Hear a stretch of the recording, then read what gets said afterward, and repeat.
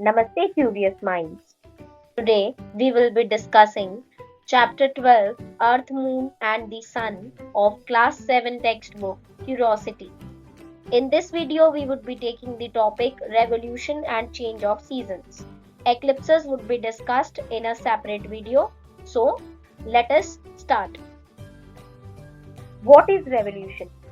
It is the movement of any one object around another object. The Earth revolves around the Sun and it takes about 365 days and 6 hours to complete one revolution, which is equal to 1 year. You can look in the picture. The path followed by the Earth during this movement is called its orbit, and it is nearly circular. Earth's revolution is very important because it causes two major changes.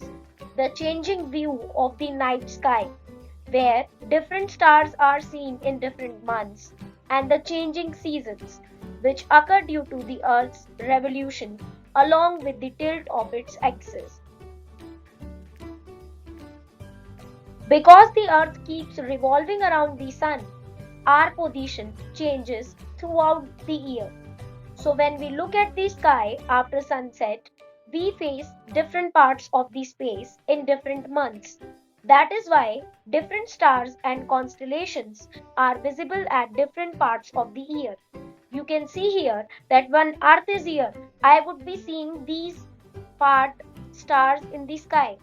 But when the Earth is here, I would be looking at these stars. So you can understand through the picture how the view of stars changes across the year. Now let us try to understand that why do we see seasons on the Earth. You can see here that the Earth's axis does not stand straight. It is slightly tilted. Even when it is revolving around the Sun, the tilt remains in the same direction.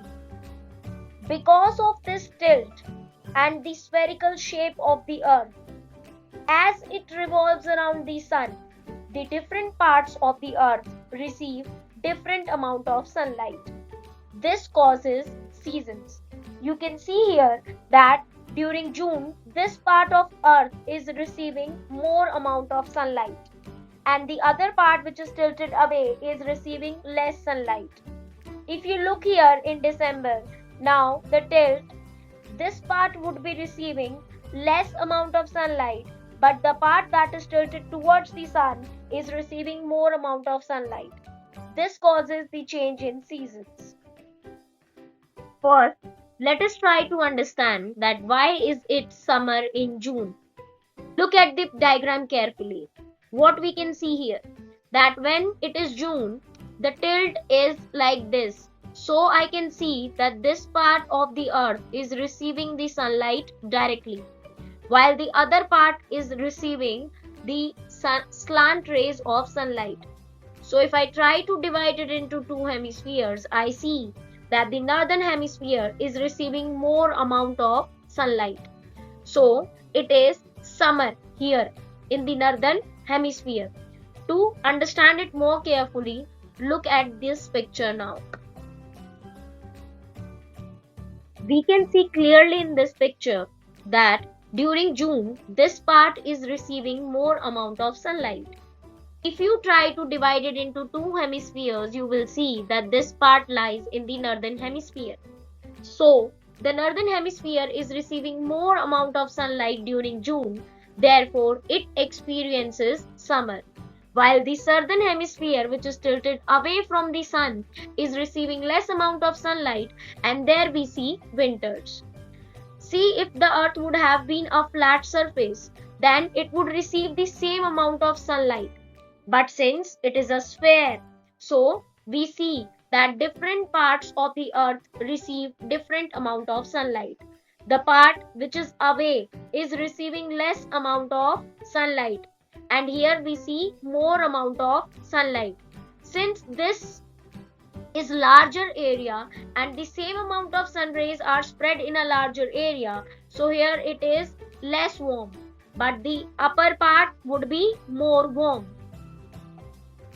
If I try to divide here it into two hemispheres, I can clearly see that the regions in the northern hemisphere are receiving the light for more than 12 hours in a day. So the days are longer in the northern hemisphere. But in southern hemisphere, we can see that they do not receive light for 12 hours. They receive it for less. So there we see that days are of shorter duration. Now coming to why is it winter in December? If you look at the Earth's position in December, what do you see? That now the South Pole is tilted towards the Sun and the North Pole is tilted away from the Sun. The sunlight spreads over a large area and it becomes less intense. So the days in the northern hemisphere becomes shorter and the nights are longer and they experience winter. You can see in the picture clearly that the northern hemisphere is tilted away from the sun. So it is receiving less amount of sunlight. Therefore, we see winters. Let us try to understand it through this diagram. We can see it clearly in the diagram that in December, this part is receiving more amount of sunlight. And where does this part lie? This part lies in the southern hemisphere. That means southern hemisphere is going to have summers now and northern hemisphere is going to have winters. We can see that the amount of sunlight in the northern hemisphere gets less intense because now it is spread on a larger area, but the more intense light are on the southern hemisphere, so it is going to experience summers. If you look at the duration of the days, you can see it clearly here that the southern hemisphere is receiving the light for more amount of the day. So the days are longer in the southern hemisphere and shorter in the northern hemisphere. We have already discussed that in June, when northern hemisphere is having summer, the duration of the day is longer as compared to night. But as it goes towards December, we see that the northern hemisphere now has winter and the duration of the day becomes shorter. As it moves toward December, the days become shorter and shorter.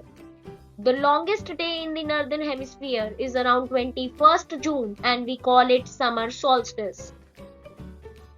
The shortest day occurs around 22nd December and it is called winter solstice. But as the duration of the day continues to decrease, there is a time around 23rd September where day and night are almost of equal duration. This time is called equinox. Similarly, when there in the northern hemisphere there is winter and we have longer nights and shorter days, then the days continue to increase in duration and then ultimately we have a time around 21st March where again the day and night are of equal length. So that is again equinox on 21st March. Again the duration of the day will continue to increase and we will reach summers. Now, an interesting part. We generally see that southern India experiences less seasonal variations because it is located close to the equator. Places near the equator receive almost the same amount of sunlight throughout the year. So the length of day and night change very little. We have already discussed that the tilt was happening on the either side, but generally the equator receives the same amount of light for complete year. As a result, the temperature remains fairly uniform. In addition to this, the surrounding oceans and seas also help moderate the climate, making seasonal changes less noticeable than in the northern India. At the North Pole, we see that sun rises in the east direction on the equinox day, that is 21st March. As we can see here, that here I can see that North Pole is getting the sunlight. It remains continuously in the sky for 6 months. We can see that continuously the North Pole is getting the sunlight till we reach September. where the sun sets on 22nd September and it starts experiencing the dark period. We can see that the North Pole remains in the darkness.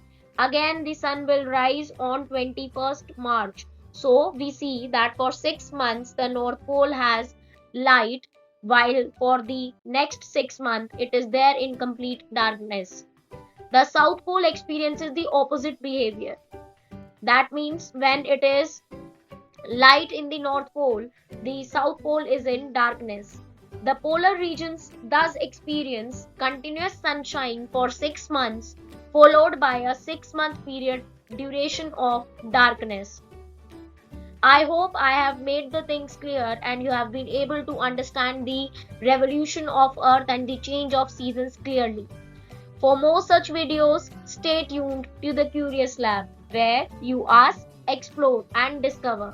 Do not forget to subscribe the channel. Thank you.